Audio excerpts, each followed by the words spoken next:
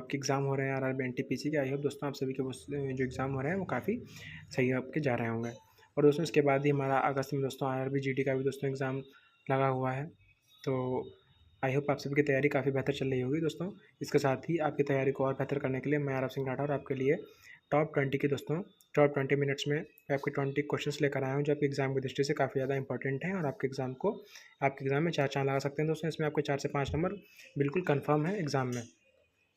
तो फ्रेंड्स, हम आज के अपने समय को ना गवाते हुए अपना आज का सेशन स्टार्ट करते हैं दोस्तों। उससे पहले मेरे YouTube channel UPSC learner support, जिस भी मेरे फ्रेंड मेरे भाई ने अभी तक सब्सक्राइब ना किया है वो प्लीज़ सब्सक्राइब कर ले और बेल आइकन प्रेस करना ना भूले दोस्तों। और मेरे वीडियोस को अपने ज़्यादा से ज़्यादा अपने फ्रेंड सर्कल में शेयर करें, ताकि आपके फ्रेंड्स भी इन वीडियो का फ़ायदा ले सकें। तो दोस्तों अपने आज के सेशन को स्टार्ट करते हैं। तो हमारा आज का पहला क्वेश्चन है कि डेक्कन एजुकेशन सोसाइटी की स्थापना किसके द्वारा की गई थी। इसके विकल्प हैं आपके पास सुरेंद्रनाथ बनर्जी, लॉर्ड इरविन, बाल गंगाधर तिलक, लाला लाजपत राय। तो दोस्तों डेक्कन एजुकेशन सोसाइटी की स्थापना बाल गंगाधर तिलक और गोपाल कृष्ण अयंगर द्वारा 1884 ईस्वी में की गई थी। ये कुछ नोट पॉइंट देख लेते हैं दोस्तों। डेक्कन एजुकेशन सोसाइटी की स्थापना बाल गंगाधर तिलक और कृष्ण अयंगर ने 1884 ईस्वी में की थी दोस्तों। ये सभी की पॉइंट्स आप नोट करते हुए चलें, ताकि आप इनको भूलें नहीं और आपके इन फ्यूचर आपको याद रहें और आप रिवीजन के तौर पर इसको अपने पास लिख के रख लें। बात करते हैं सवाल नंबर 2 की। दोस्तों हमारा सवाल नंबर 2 क्या है। सवाल नंबर 2 है कि धर्म सभा के संस्थापक कौन थे। दोस्तों धर्म सभा के संस्थापक कौन थे, आपके विकल्प हैं ए राधाकांत देव, बी रामकृष्ण परमहंस, सी स्वामी दयानंद सरस्वती या डी गोपाल कृष्ण गोखले। अपने सही उत्तर को छांटिए और उस पर अपना टिक लगाइए। तो दोस्तों धर्म सभा के जो संस्थापक थे वह थे राधाकांत देव। तो आपका सवाल का जो आंसर हो जाएगा वो ए सही हो जाएगा। चलिए बात करते हैं सवाल नंबर 3 की। सवाल नंबर 3 है कि रैयत बाड़ी प्रथा किसने शुरू की थी। दोस्तों जो रैयत बाड़ी प्रथा थी वो किसने शुरू की थी। आपके विकल्प हैं A Lord Willingdon, B Lord Chelmsford, C Thomas Munro या डी विलियम बेंटिक। तो आपके सवाल का सही आंसर दोस्तों क्या हो जाएगा। दोस्तों थॉमस मुनरो, जी हाँ आपका आंसर बिल्कुल सही है। रैयत बाड़ी प्रथा जो स्टार्ट हुई थी वो सर थॉमस मुनरो द्वारा 1820 ईस्वी में शुरू की गई थी। चलिए इसे कुछ नोट पॉइंट्स देख लेते हैं।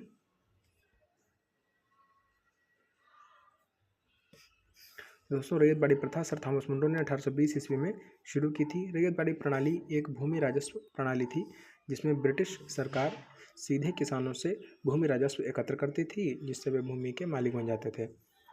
ठीक है दोस्तों, आप सभी समझ गए होंगे कि रैयत बाड़ी प्रणाली जो थी वो एक प्रकार की राजस्व प्रणाली थी, जिससे जो जमींदार होते थे।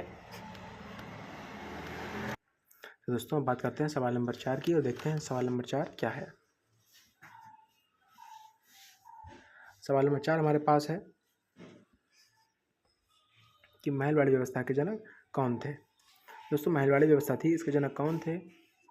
A Lord William Bentinck, B Lord Dalhousie, C Holt Mackenzie या डी सर थॉमस मुनरो। तो दोस्तों जो महलवाड़ी व्यवस्था थी इसके जो जनक थे वो आपके थे होल्ट मैकेंजी। जी हाँ दोस्तों, होल्ट मैकेंजी इसके जनक थे, होल्ट मैकेंजी।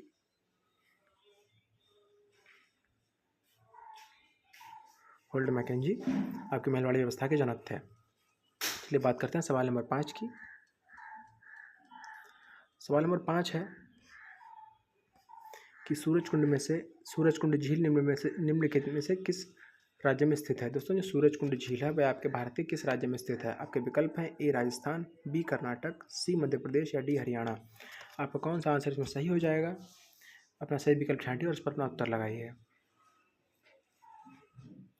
तो दोस्तों जो सूरजकुंड झील है वह आपके भारत के किस राज्य में स्थित है। दोस्तों में राजस्थान राज्य में स्थित है। तो आपका आंसर है सही है। अब बात करते हैं सवाल नंबर 6 की।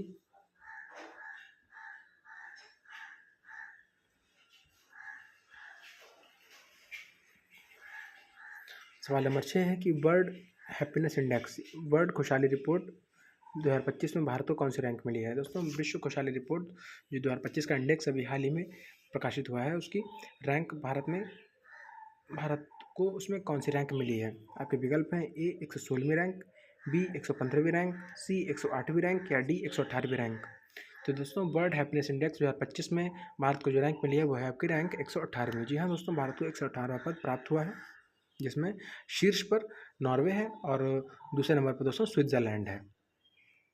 शीर्ष पर नंबर 1 पर दोस्तों नॉर्वे है, आपका नॉर्वे है, और नंबर 2 पर आपका स्विट्ज़रलैंड है, आपका स्विट्ज़रलैंड है। चलिए बात करते हैं सवाल नंबर 7 की। सवाल नंबर 7 हमारा है कि दल बदल विरोधी कानून को संविधान की किस दल बदल विरोधी कानून संविधान की किस अनुसूची से संबंधित है।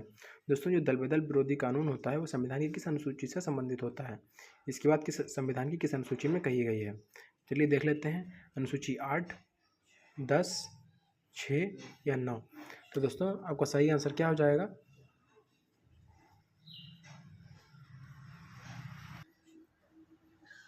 तो दोस्तों जो दल बदल विरोधी कानून है वह संविधान की अनुसूची 10 से संबंधित है, तो आपका जो आंसर हो जाएगा वो बी बिल्कुल सही हो जाएगा। चलिए बात करते हैं सवाल नंबर 8 की और देखते हैं हमारा सवाल नंबर 8 क्या है। कहा गया है कि रियासतों और सरकार के बीच के संबंधों की प्रकृति की जांच करने के लिए निम्नलिखित में से कौन सी समिति स्थापित की गई थी। तो दोस्तों रियासतों और सरकार के बीच के जो संबंध हैं उनकी प्रकृति की जांच करने के लिए निम्नलिखित में से कौन सी समिति स्थापित की गई थी। आपके विकल्प हैं ए बटलर समिति, बी लॉयल समिति, सी स्ट्रेची समिति या डी कैंपेबल समिति। तो आपका कौन सा उत्तर सही हो जाएगा, चलिए देखते हैं और अपने सही आंसर को जानने का प्रयास करते हैं। तो दोस्तों इस सवाल का हमारा आंसर हो जाएगा, वह हो जाएगा ए बटलर समिति। जी हाँ दोस्तों, बटलर समिति 1927 ईस्वी में रियासतों और सरकार के बीच की संबंधों की प्रकृति की जांच करने के लिए जो समिति आयोजित की गई थी, बटलर समिति, उसका वह 1927 में स्थापित की गई थी। चलिए बात करते हैं सवाल नंबर 9 की। हमारा सवाल नंबर 9 है, चंद्रगुप्त द्वितीय की पत्नी का क्या नाम था। दोस्तों चंद्रगुप्त द्वितीय की पत्नी का क्या नाम था। आपके विकल्प हैं ए ध्रुव स्वामिनी, बी ध्रुव देवी, सी स्कंदा या डी पार्वती। आपका सवाल का करेक्ट आंसर क्या हो जाएगा दोस्तों। तो इसमें हमें कुछ समय लगाने की आवश्यकता ही नहीं है दोस्तों, क्योंकि हमारे एग्ज़ाम का टाइम चल रहा है और अगर हम इतना समय लगाएंगे तो हमारे लिए अच्छा नहीं होगा। तो सीधे सीधे हम आंसर पे चलते हैं कि चंद्रगुप्त द्वितीय की पत्नी का क्या नाम था दोस्तों, वह ध्रुव देवी था। आपका सवाल का सही आंसर जो है वो बी हो जाएगा। चलिए बात करते हैं सवाल नंबर 10 की। सवाल नंबर 10 है कि निम्नलिखित कथनों पर विचार कीजिए। ए इब्न बतूता मोहम्मद बिन तुगलक के शासनकाल में भारत आया था। बी इब्न बतूता मोहम्मद बिन तुगलक के शासनकाल में भारत आया था। बी है कि यह अलाउद्दीन खिलजी के समकालीन या समय तक ही भारत में रहा था। सी है इसे दिल्ली का काजी भी नियुक्त किया गया था। तो इसमें दोस्तों आपको गलत जो आपका ऑप्शन है उसको आपको छांटना है और सही है उसको आपको छोड़ देना है। तो जो गलत है उसको सही की नज़र से आपको इसमें उत्तर लगाना है। जो करेक्ट है उसको आपको नहीं टच करना है और जो गलत है उसको आपको देखना है, करेक्ट नहीं पकड़ना है। गलत क्वेश्चन इसमें देखना है, उसको सही का उत्तर लगाना है। तो दोस्तों चलिए जानने का प्रयास करते हैं। दोस्तों देखिए, इब्न बतूता मोहम्मद बिन तुगलक के शासनकाल में भारत आया था, यह बात बिल्कुल सच है। इब्न बतूता जो था विदेशी यात्री था और वह मोहम्मद बिन तुगलक के शासनकाल में भारत आया था, ये तो बात बिल्कुल करेक्ट हो गई। फिर दूसरा है कि ये अलाउद्दीन खिलजी के समय में ही भारत में ही रहा था। दोस्तों ये बात गलत है कि ये जो इब्न बतूता था वो मोहम्मद बिन तुगलक के शासनकाल में ही भारत आया था और उसके समकालीन ही भारत में रहा था, इसके पश्चात वह चला गया था, यानी इसके शासनकाल के रहते कि वह चला गया था। फिर सी वाला है कि दोस्तों ये दिल्ली का काजी भी नियुक्त किया गया था। तो ये बात बिल्कुल सही है कि इब्न बतूता को दिल्ली का काजी भी नियुक्त किया गया था। तो इस हिसाब से आपके सवाल का आंसर हो जाएगा वो बी वाला बिल्कुल सही हो जाएगा, जो कि हमें गलत देखना था और हम गलत की दृष्टि से हमें सही बी वाला लग रहा है। तो दोस्तों ये वाला आंसर आपका बी वाला सही हो जाएगा। चलिए बात करते हैं सवाल नंबर 11 की। तो दोस्तों बात करते हैं सवाल नंबर 11 की और जानने का प्रयास करते हैं कि सवाल नंबर 11 क्या है। सवाल नंबर 11 है कि निम्नलिखित में से किस वर्ष इंडिया ब्रांड इक्विटी फंड की स्थापना की गई थी। India brand fund equity brand की स्थापना की गई थी। आपके विकल्प हैं ए 1992, बी 1995, सी 2006 या डी 1996। तो दोस्तों इंडिया ब्रांड इक्विटी की स्थापना किस वर्ष की गई थी, अपना सही विकल्प छांटिए और उस पर अपना उत्तर लगाइए। तो दोस्तों जो इंडिया ब्रांड इक्विटी फंड की स्थापना की गई थी वह की गई थी आपकी 1996 ईस्वी में। तो आपका सवाल का जो आंसर हो जाएगा वह हो जाएगा डी। चलिए बात करते हैं सवाल नंबर 12 की। सवाल नंबर 12 है कि किस पंचवर्षीय योजना के अंतर्गत केंद्रीय कृषि अभियांत्रिकी संस्थान की स्थापना की गई थी। जी हाँ दोस्तों, किस पंचवर्षीय योजना के अंतर्गत अभियांत्रिकी संस्थान की स्थापना की गई थी। आपके विकल्प हैं, ये 5वीं पंचवर्षीय योजना 1951 से 1956 तक, बी है तृतीय पंचवर्षीय योजना 1961 से 1966 तक, सी है 7वीं पंचवर्षीय योजना 1985 से 1990 तक, और 5वीं पंचवर्षीय योजना 1974 से 1978 तक। तो दोस्तों आपका सवाल का करेक्ट आंसर क्या हो जाएगा? जो आपकी केंद्रीय कृषि अभियांत्रिकी संस्थान थी दोस्तों, इसकी जो स्थापना की गई थी वह आपकी 5वीं पंचवर्षीय योजना 1974 से 1978 ईस्वी तक की गई थी। इसी दौरान अब केंद्रीय कृषि अभियांत्रिकी संस्थान की स्थापना की गई थी। तो आपका सवाल का जो आंसर हो जाएगा वो डी हो जाएगा। चलिए बात करते हैं सवाल नंबर 13 की और जानने का प्रयास करते हैं कि सवाल नंबर 13 क्या है। चलिए चलते हैं सवाल नंबर 13 पर। सवाल नंबर 13 है कि हाल ही में किन दो दवाओं के संयोजक पर पूर्णतः प्रतिबंध लगा दिया गया है। दोस्तों कौन सी दवाइयाँ हैं जिन पर अभी पूर्णतः प्रतिबंध लगा दिया गया है, जिनके कॉम्बिनेशन पर प्रतिबंध लग गया है भारत सरकार द्वारा? अपने विकल्प देखते हैं, ए पैरासीटामोल और ट्रामाडोल, बी टॉरिन और कैफीन, सी पैरासीटामोल और फ्रीनेलेफ्राइन HCl, या डी क्लोरफेनिरामाइन और सिट्रिजिन HCl। तो दोस्तों हाल ही में भारत सरकार ने टॉरिन और कैफीन नाम की दवाइयों पर, जो कि इनके संयोजक पर पूर्णतः बैन लगा दिया है। तो आपका सवाल सही आंसर हो जाएगा भाई, आपका बी हो जाएगा। चलिए बात करते हैं सवाल नंबर 14 का क्वेश्चन की। आपका ये रहा सवाल नंबर 14 दोस्तों, क्या कहता है चलिए जानते हैं। सवाल नंबर 14 है कि भारत का राज्यपाल संविधान के किस अनुच्छेद के अंतर्गत शपथ ग्रहण करता है? भारत का जो राज्यपाल होता है दोस्तों, में संविधान के किस अनुच्छेद के अंतर्गत शपथ ग्रहण करता है? आपके विकल्प हैं, अनुच्छेद 143, अनुच्छेद 159, अनुच्छेद 157 या अनुच्छेद 203। तो दोस्तों ये हमें देखने की, ज़्यादा समझने की इसमें आवश्यकता नहीं है। आपको आंखें बंद करके अनुच्छेद 159 पर टिक लगा देना है कि भारत का जो राज्यपाल होता है वह संविधान के अनुच्छेद 159 के द्वारा शपथ ग्रहण करता है। चलिए बात करते हैं सवाल नंबर 15 की। हमारा सवाल नंबर 15 क्या कहता है चलिए जानते हैं। सवाल नंबर 15 है कि किसी राज्य में राष्ट्रपति शासन की अवधि 6 माह से 1 वर्ष की जा सकती है। यह बात संविधान के किस संशोधन में लिखी है? दोस्तों ये बात किस संविधान संशोधन अधिनियम में कही गई थी कि जो भारत में राष्ट्रपति शासन अप्लाई होता है दोस्तों, उसकी जो टाइम पीरियड उसका होता है वह 6 माह से बढ़ाकर 1 वर्ष तक किया जा सकता है। किस संविधान संशोधन के दौरान ये बात कही गई थी? 93वें संविधान संशोधन, 44वें संविधान संशोधन, 73वें संविधान संशोधन या 42वें संविधान संशोधन? तो दोस्तों राष्ट्रपति शासन जो किसी भी राज्य में अप्लाई किया जाता है वो राष्ट्रपति की इच्छा से किया जाता है, मंत्रिपरिषद की सलाह पर, और वह 93वें संविधान संशोधन 2002 में ये बात कही गई थी। चलिए बात करते हैं सवाल नंबर 16 की।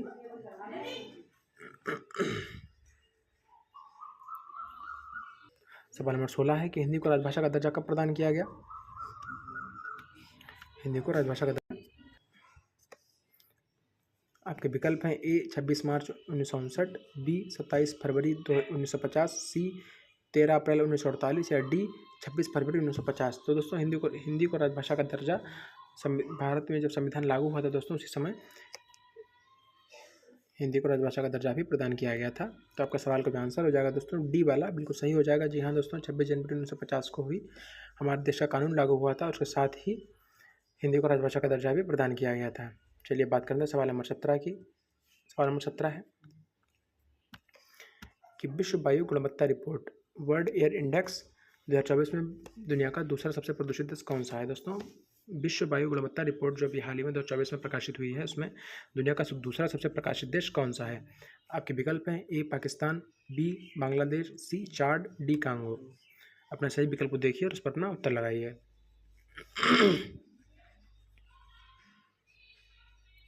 तो दोस्तों विश्व वायु गुणवत्ता रिपोर्ट 2024 में जो दुनिया का सबसे प्रदूषित देश रहा है वह आपका हो जाएगा बांग्लादेश। जी हाँ दोस्तों, बांग्लादेश आपका हो जाएगा। दूसरा नंबर पर जो आता है, नंबर 3 पर पाकिस्तान आता है दोस्तों, नंबर 1 पर चाड आता है और नंबर 4 पर कांगो आता है। आप इन सभी की पॉइंट्स को दोस्तों नोट करते हुए चलें ताकि आप इसको भूलें नहीं और आपको एग्ज़ाम में आपके क्वेश्चन करने में आपको आसानी रहे। ये दोस्तों क्वेश्चन काफ़ी मशक्क़त के बाद तैयार किए गए हैं, तो वीडियो को बिल्कुल भी स्किप ना करें और सेशन को कंप्लीट वॉच करें। चलिए बात करते हैं सवाल नंबर 17 की। दोस्तों बात करते हैं सवाल नंबर 17 की, सवाल नंबर 18 की। सवाल नंबर 18 है, तो दोस्तों सवाल नंबर 18 हमारा है कि माय भारत पोर्टल, जिसका उद्देश्य सामाजिक गतिशीलता, शैक्षिक समानता और व्यावहारिक कौशल के माध्यम से भारतीय युवाओं को सशक्त बनाना है, निम्न में से किस मंत्रालय द्वारा जारी किया जाता है। दोस्तों जो माय भारत पोर्टल लॉन्च किया गया था वह किस मंत्रालय द्वारा जारी किया गया था। आपके विकल्प हैं ए युवा सशक्तिकरण मंत्रालय, बी रोजगार मंत्रालय, सी युवा एवं रोजगार मंत्रालय, डी गृह मंत्रालय। तो दोस्तों यहाँ पे किस मंत्रालय द्वारा जारी किया गया था। तो दोस्तों इसका आपका सही आंसर हो जाएगा युवा एवं रोजगार मंत्रालय। जी हाँ दोस्तों, जो माय भारत पोर्टल था जिसका उद्देश्य सामाजिक गतिशीलता, शैक्षिक समानता और व्यावहारिक कौशल के माध्यम से भारतीय युवा को सशक्त बनाना है, ये इसकी थीम थी। दोस्तों ये कब लॉन्च किया गया चलिए जानते हैं। पोर्टल था माय भारत पोर्टल का शुभारंभ प्रधानमंत्री श्री नरेंद्र मोदी जी द्वारा 31 अक्टूबर 2023 को राष्ट्रीय एकता दिवस के अवसर पर नई दिल्ली के कर्तव्य पथ पर किया गया था। दोस्तों इसका जो शुभारंभ हुआ था कब किया गया था, 31 अक्टूबर 2023 को किया गया था। आप ये ध्यान रखें। चलिए बात करते हैं सवाल नंबर 19 की। हमारा सवाल नंबर 19 है कि रेल बजट को किस वर्ष केंद्रीय बजट में शामिल किया गया था। रेल बजट को किस वर्ष केंद्रीय बजट में शामिल किया गया था। आपके विकल्प में ए 215, बी 2021, सी 2017 या डी 2020। तो दोस्तों अपने सवाल का सही उत्तर लगाइए। यहाँ पर आपके सवाल का सही उत्तर हो जाएगा कि रेल बजट को केंद्रीय बजट में 2017 में शामिल किया गया था। चलिए चलते हैं सवाल नंबर 20 पर। सवाल नंबर 20 हमारा है कि हाल ही में भारत में 2 नए रामसर स्थलों को शामिल किया गया है, खीचन और मेनार। ये निम्न में से किस राज्य में स्थित है। दोस्तों खीचन और मेनार 2 रामसर स्थल हैं, ये किस राज्य में स्थित हैं। ए हरियाणा, बी मध्य प्रदेश, सी राजस्थान या डी कर्नाटक। ये आपके किस राज्य में स्थित हो जाएंगे।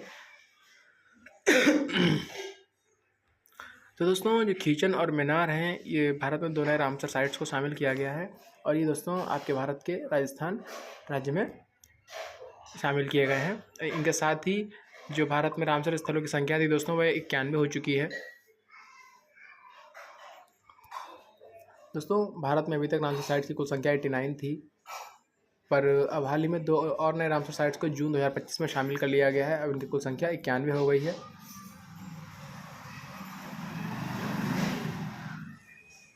जो आपका खीचन रामसर स्थल है वह आपके राजस्थान के फलोदी ज़िले में स्थित है और जो मेनार है ये राजस्थान के उदयपुर ज़िले में स्थित है। तो दोस्तों आप इन सारे क्वेश्चंस को आप ध्यान से देखिए और अगर आप इनको याद ना करें तो आप इनको बस एक बार आप इनको दोस्तों सुन लें वीडियो को 2-3 बार, तो आपका काम हो जाएगा और ये इनमें से कोई ना कोई क्वेश्चन आपको हमेशा फ़ायदा ही देगा दोस्तों। और इसमें 3 से 4 क्वेश्चन आपके आरआरबी, एनटीपीसी और जीडी में कंपलसरी दोस्तों आने हैं। तो इस सेशन को ज़्यादा से ज़्यादा दोस्तों शेयर करें और मेरी वीडियो कैसी लगी इसको कमेंट करके ज़रूर बताएं। Thank you friends.